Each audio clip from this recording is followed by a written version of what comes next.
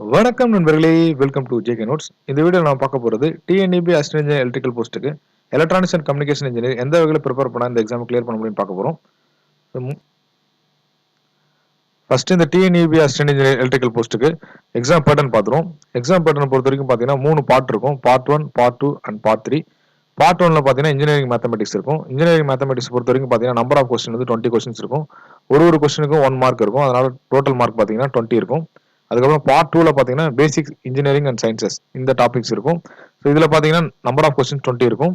Mark பார்த்தீங்கன்னா அதே 20 இருக்கும். அதுக்கப்புறம் பார்ட் 3 பார்த்தீங்கன்னா சப்ஜெக்ட் ஓரியன்ட். ஸோ இசி கேண்டிடேட்டாக இருந்தால் உங்களுக்கு இசி ரிலேட்டட் சப்ஜெக்ட்ஸ் இருக்கும். ட்ரிபிள் கேண்டிடேட்ஸாக இருந்தால் பார்த்தீங்கன்னா ட்ரிபிள் ரிலேட்டடாக இருக்கும். மெக்கானிக்கல் அண்ட் சிவில் இன்ஜினியர்ஸ்க்கு பார்த்தீங்கன்னா அவங்க சப்ஜெக்ட் ரிலேட்டடான கொஸ்டின்ஸ்லாம் இருக்கும். ஸோ இது வந்து பார்த்தீங்கன்னா சப்ஜெக்ட் அண்ட் ஸ்ட்ரீம் ஓரியன்ட். இது பார்த்தீங்கன்னா நம்மளுக்கு 60 கொஸ்டின் இருக்கும். ஸோ இதுக்குமே பார்த்தீங்கன்னா ஒரு கொஸ்டினுக்கு 1 மார்க்ன்றதுனால 60 மார்க் இருக்கும். டோட்டல் மார்க் 100 கொஸ்டின்ஸ் இருக்கும். ஸோ 100 மார்க் இருக்கும். சரிங்களா? ஸோ எக்ஸாமோட டூரேஷன் பார்க்கும்போது பார்த்தீங்கன்னா இது 2 hours எக்ஸாமினேஷன். இந்த எக்ஸாம் பொறுத்த வரைக்கும் பார்த்தீங்கன்னா நெகட்டிவ் மார்க்கிங் இருக்கு. ராங் ஆன்சர்ஸ் இருந்ததுன்னா அதுக்கு வந்து 1/3 மார்க் ரெடியூஸ் பண்ணிடுவாங்க. சப்போஸ் நீங்க ஒரு கொஸ்டினுக்கு ஆன்சர் பண்ணலன்னா அந்த கொஸ்டினுக்கு வந்து மார்க் அதாவது டிடெக்ட் பண்ண மாட்டாங்க. சரிங்களா? ராங் ஆன்சர்ஸ்க்கு மட்டும் நம்மளுக்கு 1/3 மார்க் ரெடியூஸ் பண்ணிடுவாங்க. ரைட் ஆன்சராக இருந்தால் உங்களுக்கு 1 மார்க் கிரெடிட் பண்ணுவாங்க. சரிங்களா? அடுத்தது எலக்ட்ரானிக்ஸ் அண்ட் கம்யூனிகேஷன் இன்ஜினியருக்கு என்ன சிலபஸ்ன்னு பார்த்துருவோம். ஸோ சிலபஸ் பொறுத்த வரைக்கும் பார்த்தீங்கன்னா மொத்தம் 4 யூனிட்ஸாக பிரிச்சிருக்காங்க. ஸோ 4 யூனிட்ஸுமே பார்த்தீங்கன்னா நம்மளுக்கு சிலபஸ் வைஸாக பார்த்தீங்கன்னா நிறைய சப்ஜெக்ட் கவர் பண்ணுற மாதிரி இருக்கும்.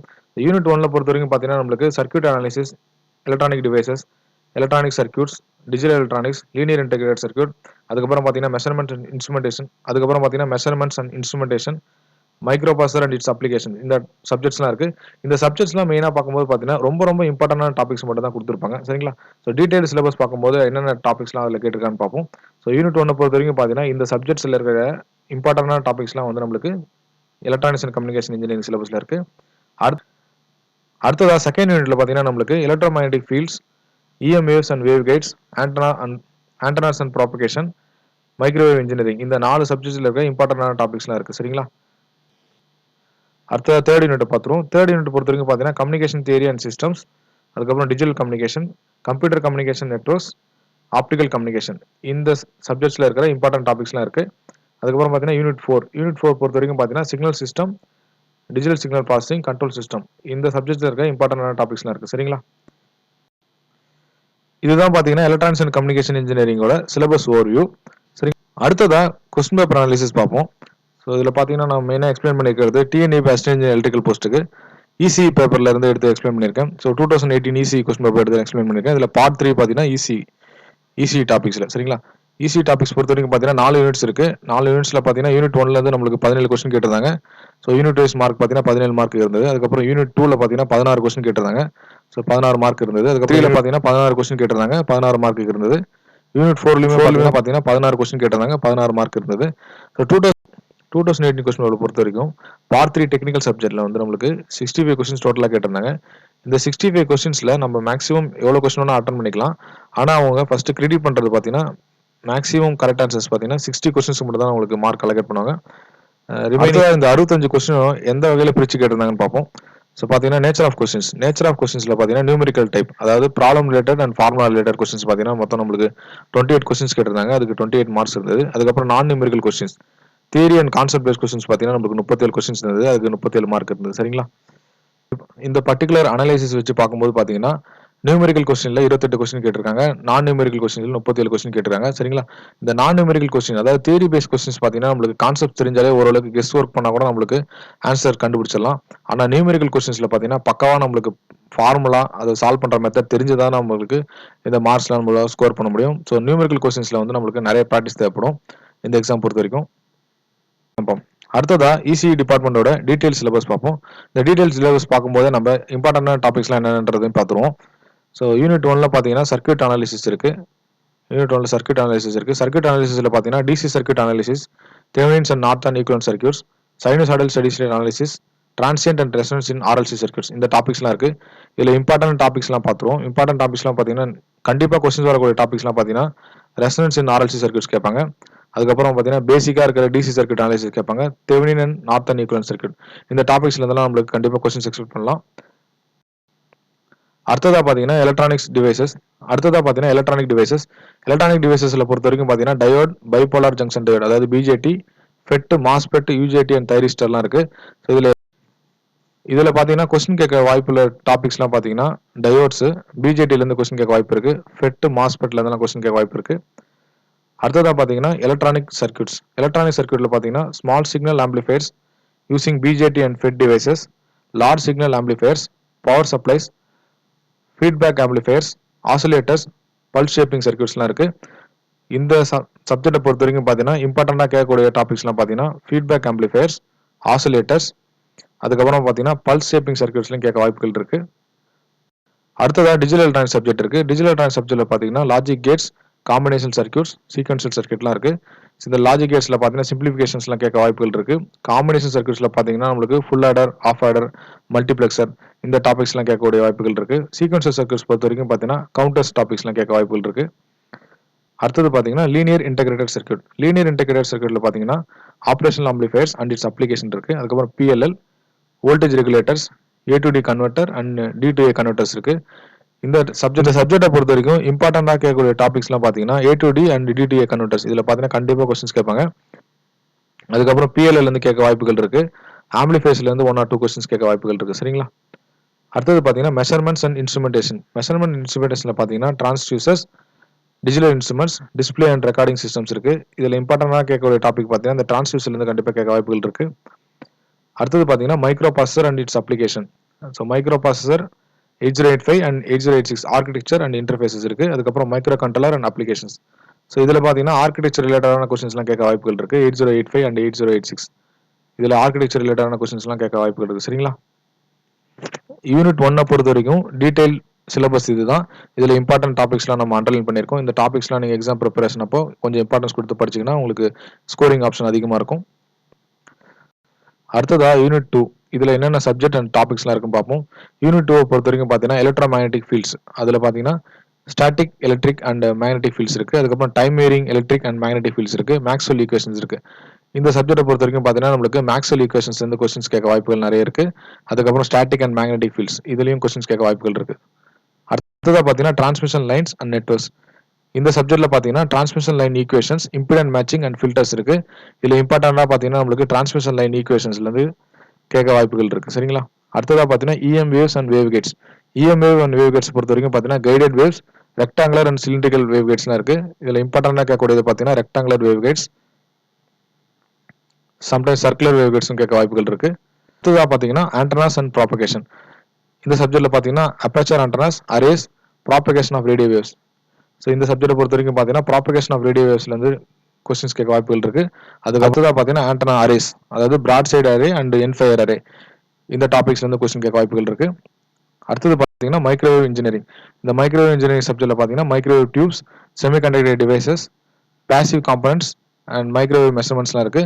ஸோ இதில் பார்த்தீங்கன்னா இந்த சப்ஜெக்டை பொறுத்த வரைக்கும் பார்த்தீங்கன்னா மைக்ரோவேவ் டியூப்ஸ், அதுக்கப்புறம் பார்த்தீங்கன்னா மைக்ரோவேவ் மெஷர்மெண்ட்ஸ், இந்த டாபிக்ஸ்ல இருந்தெல்லாம் கொஸ்டின் கேட்க வாய்ப்புகள் இருக்கு. யூனிட் 2ல நம்ம டீடைல்டு சிலபஸ் பார்த்தோம். இதில் அண்டர்லைன் பண்ண டாபிக்ஸ்லாம் பார்த்தீங்கன்னா ரொம்ப ரொம்ப இம்பார்ட்டன்டான டாபிக்ஸ். நீங்கள் எக்ஸாம் ப்ரிப்பரேஷன் பண்ணும்போது இந்த டாபிக்ஸ்லாம் நீங்கள் படிச்சீங்கன்னா உங்களுக்கு மார்க் ஸ்கோரிங் ஆப்ஷன் அதிகமாக இருக்கும். அடுத்ததாக யூனிட் 3 பார்ப்போம். யூனிட் 3 பொறுத்த வரைக்கும் பார்த்தீங்கன்னா கம்யூனிகேஷன் தியரி அண்ட் சிஸ்டம்ஸ் இருக்கு. இந்த சப்ஜெக்ட்ல பார்த்தீங்கன்னா AM, FM and PM, sampling and quantisation, PCM, delta modulation, adaptive delta modulation, multiplexing, இந்த கான்செப்ட்லாம் இருக்கு. இதில் படிக்க வேண்டியது பார்த்தீங்கன்னா ஏஎம் அண்ட் எஃப்எம், அதுக்கப்புறம் பார்த்தீங்கன்னா சாம்பிளிங் அண்ட் குவான்டைசேஷன் மெத்தட் வரும், அப்புறம் பிசிஎம். இந்த டாபிக்ஸ்லாம் வந்து ரொம்ப ரொம்ப important topic exam point of வியூக்கு. அடுத்ததாக பார்த்தீங்கன்னா டிஜிட்டல் கம்யூனிகேஷன். டிஜிட்டல் கம்யூனிகேஷனை பொறுத்த வரைக்கும் பார்த்தீங்கன்னா base band signalling, band pass signalling, error control coding, spread spectrum techniques. சரிங்களா? ஸ்ப்ரெட் சப்ஜெக்டை பொறுத்த வரைக்கும் பார்த்தீங்கன்னா நீங்கள் இம்பார்ட்டண்டாக படிக்க வேண்டியது பார்த்தீங்கன்னா எரர் கண்ட்ரோல் கோடிங், அதுக்கப்புறம் ஸ்ப்ரெட் ஸ்பெக்ட்ரம் டெக்னிக்ஸ், அதுக்கப்புறம் computer communication networks. Computer communication networks பொறுத்த வரைக்கும் பார்த்தீங்கன்னா definition of layers, data link protocols, network interconnection, message routing technologies, end to end protocols. இதில் நீங்கள் இம்பார்ட்டண்டாக பார்க்க வேண்டியது பார்த்தீங்கன்னா டெஃபினேஷன் ஆஃப் லேயர்ஸ், அதாவது ஓஎஸ்ஐ, டிசிபிஐபி. சரிங்களா? ஓஎஸ்ஐ அண்ட் டிசிபிஐபி லேயர்ஸ்ல என்னென்ன லேயர் இருக்கு, அதோட ஃபங்க்ஷனாலிட்டி என்னன்றது ரொம்ப ரொம்ப இம்பார்ட்டன்டா தெரிஞ்சு வச்சுக்கணும். இதுல இருந்து கண்டிப்பா கொஸ்டின் கேட்பாங்க. டேட்டா லிங்க் ப்ரோட்டோகால்ஸ்ல இருந்து கொஸ்டின் கேட்க வாய்ப்புகள் இருக்கு. அடுத்த சப்ஜெக்ட் பார்த்தீங்கன்னா ஆப்டிகல் கம்யூனிகேஷன். ஆப்டிகல் கம்யூனிகேஷன்ஸ்ல பார்த்தீங்கன்னா optical fibres, optical transmitters and receiver's. So இதில் இந்த சப்ஜெக்டை பொறுத்த வரைக்கும் பார்த்தீங்கன்னா எலக்ட்ரானிக்ஸ் அண்ட் கம்யூனிகேஷன் இன்ஜினியருக்கு ஆப்டிகல் கம்யூனிகேஷனை பற்றி எவ்வளோ பேசிக்காக தெரியணுமோ அந்த பேசிக் ரிலேட்டடான கொஸ்டின்ஸ் தான் கேட்பாங்க. சரிங்களா? யூனிட் 3யோட டீடைல் சிலபஸ் பார்த்தோம். இதில் அண்டர்லைன் பண்ண டாபிக்ஸ்லாம் பார்த்தீங்கன்னா இம்பார்ட்டன்டான டாபிக்ஸ். உங்கள் எக்ஸாம் ப்ரிப்பரேஷன் அப்போ இந்த டாபிக்ஸ்லாம் நீங்கள் கொஞ்சம் இம்பார்ட்டன்ஸ் கொடுத்து படிச்சிங்கன்னா மார்க் ஸ்கோரிங் ஆப்ஷன் அதிகமாக இருக்கும். யூனிட் 4 பொறுத்த வரைக்கும் பார்த்தீங்கன்னா சிக்னல்ஸ் அண்ட் சிஸ்டம்ஸ் இருக்குது. சிக்னல்ஸ் அண்ட் சிஸ்டம்ல பார்த்தீங்கன்னா continuous time signals and systems, Fourier transform, Laplace transform, discrete time signals and systems, discrete time signals and systems, DTFT, DFT and Z transforms இருக்கு. So இதில் பார்த்தீங்கன்னா நமக்கு இம்பார்ட்டன்டான டாபிக்ஸ் பார்த்தீங்கன்னா Fourier transform, Laplace transform, Z transform, DFT. சரிங்களா? அடுத்த subject பார்த்தீங்கன்னா digital signal processing. Digital signal processing பொறுத்த வரைக்கும் பார்த்தீங்கன்னா IAR and FIR filters, realisation and implementation, quantisation effect.